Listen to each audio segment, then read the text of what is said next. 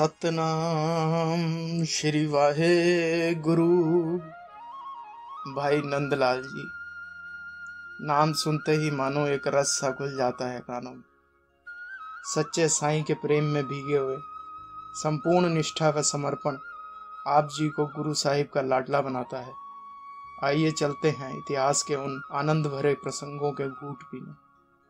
नंदलाल जी का जन्म काबुल से करीब 200 मील दूरी पर बसे गजनी नाम के शहर में खत्री घराने में हुआ। पिता से अरबी फारसी भाषा सीखने की प्रेरणा से आप इसमें प्रवीण थे। विद्या में निपुणता होने के साथ साथ धर्म भावना भी प्रचुर थी। अपने माता पिता के देहांत के कुछ समय बीतने पर आपने गजनी से कूच कर ली। वह मुल्तान होते हुए आगरा आ गए। आप जी की विद्वानता व स्यानेपन की ख्याति चारों ओर थी। यहाँ पहुंचकर बादशाह औरंगजेब के शहजादे बहादुर शाह को फारसी व अरबी की शिक्षा देने लगे। बहुत मान व सत्कार राज्य में प्राप्त हुआ। एक दिन बादशाह औरंगजेब ने कुरान की कुछ आयतों के अर्थ करने के लिए दरबार के मौलवी काजियों से कहा, लेकिन तसल्लीपूर्ण अर्थ किसी से न मिले। फिर शहजादे ने कहा, मुझे कुछ समय दिया जाए इनके अर्थ करने के लिए, शायद मैं इस पर कुछ प्रकाश डाल सकूं। यह सुनकर औरंगजेब खुश हुआ और उन कुरान की रचनाओं की लिपि बहादुर शाह को दे दी। बहादुर शाह को नंदलाल जी की विद्वता पर बहुत विश्वास था, अतः वह कुरान की उन रचनाओं को आपके पास ले आया। भाई जी ने उन आयतों के ऐसे अर्थ किए कि दरबार में सभी विद्वानों के साथ साथ औरंगजेब सभी हैरान रह गए कि ऐसे अर्थ, ऐसी व्याख्या, कमाल है। बादशाह कहता है, शहजादे, ये अर्थ आपके किए नहीं हो सकते। आपकी योग्यता से यह बहुत ऊंची बात है। बताओ, यह रोशन दिमाग कौन है? फिर बहादुर शाह ने जब सच बताया तो औरंगजेब से यह सहन ना हो सका और बोला शहजादे से, इतना रोशन ज़मीर व इतना रोशन दिमाग हिंदू नहीं हो सकता, अथवा हिंदू नहीं चाहिए। यह इशारा मिलते ही या तो ये इस्लाम कबूल कर लें या फिर इन्हें मार दिया जाए। बहादुर शाह नंदलाल जी के पास आकर सब बता देता है। इस बात का पता जब भाई जी को चला कि ज़मीर और ईमान दोनों खतरे में है, तो आपके अजीज मित्र मुराद आपके पास रात्रि के समय घोड़ा लेकर पहुंचते हैं और कहते हैं, आप यहाँ से चले जाइए। सुनकर भाई जी कहते हैं, कहाँ जाऊं? हर तरफ तो औरंगजेब का राज है, सब जगह इसका हुक्म चलता है। तब मुराद कहता है, एक जगह है जहाँ औरंगजेब का हुक्म नहीं चलता, वहाँ गुरु गोविंद सिंह का हुक्म चलता है। वो जगह है श्री अनंतपुर, आप वहाँ चले जाओ। यह सुनकर आपकी आंखों में चमक आ गई, क्योंकि गुरु नानक जी के घर की महिमा को खूब सुना हुआ था। अपनी पत्नी, जो कि सिख धर्म से थी, वह गुरबाणी में विश्वास रखने वाली थी। इनके जीवन का बहुत प्रभाव था भाई नंदलाल जी पर। मंजिल दर मंजिल तय करके नंदलाल जी अनंतपुर पहुंचते हैं।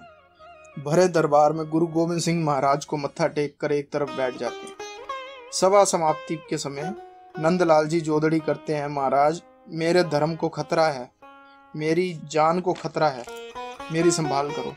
कलगीधर पातशाह ने गुहार सुन के कहा, आपके धर्म और आपकी जान की हम रक्षा करेंगे। यह सुनकर नंदलाल प्रसन्न हुए। वह दोनों हाथ जोड़कर विनती करते हैं, महाराज, रहने की इजाजत तो आपने दे दी है, कोई सेवा भी बख्श दो। अब हुजूर कहते हैं, आप क्या कर सकते हैं बताओ? भाई साहब कहते हैं, दुनिया मुझे रोशन ज़मीर कहती है, लोग मुझे कलम व दिमाग का धनी कहते हैं, मैं शायर हूँ, अरबी फारसी का विद्वान हूँ, आप सेवा बख्शें। नंदलाल के अहम से भरे ऐसे वाक्य सुनकर गुरु साहिब ने बर्तन मांजने की सेवा बख्शी, वह लंगर के बर्तन साफ करने की सेवा बख्शी। यह सुनकर नंदलाल को बड़ी ठेस पहुंची और अंतस में सोचने लगे कि कहाँ बादशाह के राज में इतने सुख थे, मान था, और यहाँ गुरु ने विद्या की कदर ही नहीं जानी। खैर, आपने भाना मानकर सेवा में लग गए। ज्यों ज्यों दिन गुजरते गए, त्यों त्यों भाई जी के अंतस की मैल उतरती गई। वह गुरु प्रेम में अपनी सुधि न रही। नित्य दीवान में हाजिरी भरते, वचन कीर्तन सुनते, तन मन से सेवा करते। चाव पहले से कई अधिक गुना ज्यादा बढ़ चुका था। जब भाई साहब के ससुराल वालों को पता चला कि नंदलाल आगरे से अनंतपुर आकर रह रहे हैं, वह गुरु साहिब ने बर्तन मांजने में रखा है, इल्म की कदर नहीं जानी, तो वह यह देखने अनंतपुर पहुंचे। आगे से कालिक से सने नंदलाल जी के कपड़े देखकर शरीक भाई साहब को दुख से गिला करते हैं, ये क्या कर रहे हैं, ये क्या कर रहे हैं? हमें बोलते, हम कुछ यत्न करके आपको कहीं आगे कंधार भेज देते, गजनी भेज देते। यहाँ तो आपकी कदर ही नहीं जानी। आगे से नंदलाल कहते हैं, ना कहो, कुछ ना कहो, मैं सही जगह पहुंचा।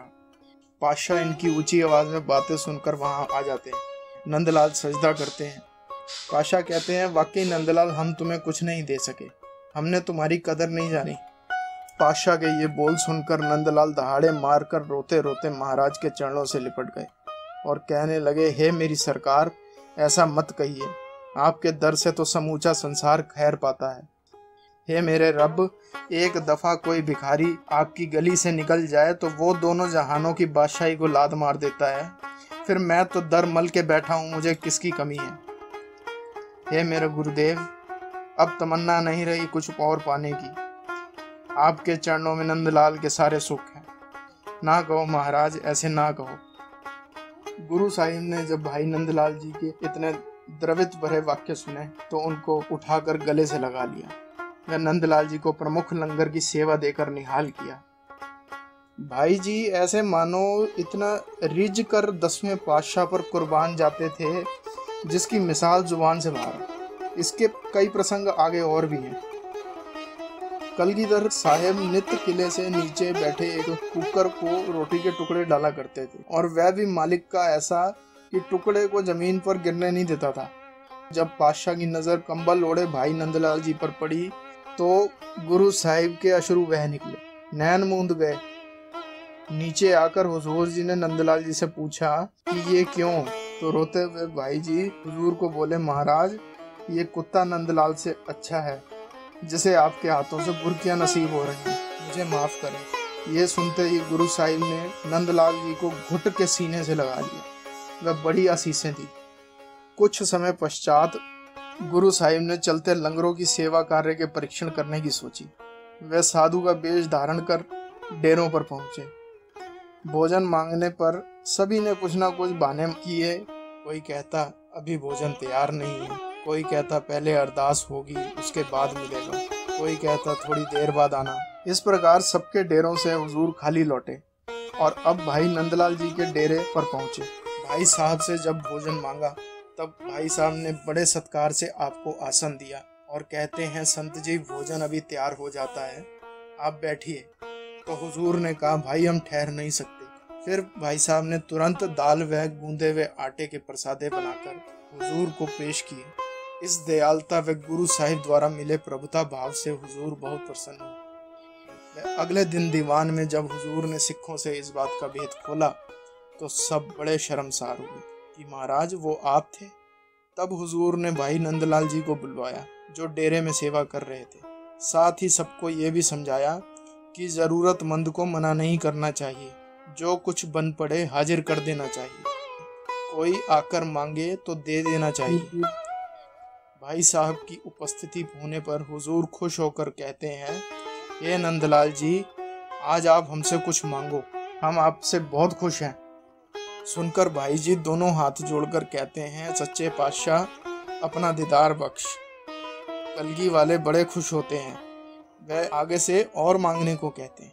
अब नंदलाल जी मांगते हैं, हुजूर जी बंदगी बख्शो। महाराज प्रसन्न हुए जा रहे हैं। वह नंदलाल जी को कहते हैं, और मांगो।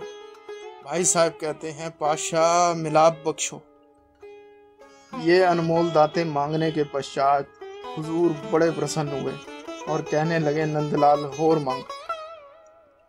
अब भाई जी कहते हैं, हे साहिब मेरों के घर आए हो तो कृपा करके नंदलाल के प्रत्येक रोम रोम को जीहा बना दो, जो परमात्मा की रज रज स्तुति कर सके, वह हर घड़ी जुबान पर तेरा नाम हो। गुरु साहिब ने जब भाई नंदलाल जी के मुख से ये सब सुना तो अति रसपूर्ण अवस्था में मुख से गूंज उठी, नंदलाल निहाल निहाल निहाल कहकर अपने प्रेमी भगत को गले से लगा लिया। भरे दरबार में इस अलौकिक दृश्य ने सभी के मनों को प्रेम व आनंद से भर दिया। धन धन गुरु गोविंद सिंह जी महाराज, धन भाई साहब भाई नंदलाल जी, कोटि कोटि प्रणाम आपकी प्रेमा भक्ति को। वाहे गुरु जी का खालसा, वाहे गुरु जी की फतेह। आप जी की रचनाएं जीवन को एक सच्ची दिशा प्रदान करती हैं। व प्रेरणा देती हैं, जिनमें से एक है जिंदगी नामा। जल्द ही आपसे जिंदगी नामा भी साझा करेंगे। संगत जी, आज की इस महान हस्ती की जीवन मिसाल से आइए करें हम भी कुछ कोशिश उस तरफ से मालिक को पाने की, उसको रिझाने की। इसी के साथ आपसे विदा लेते हैं। रब राखा।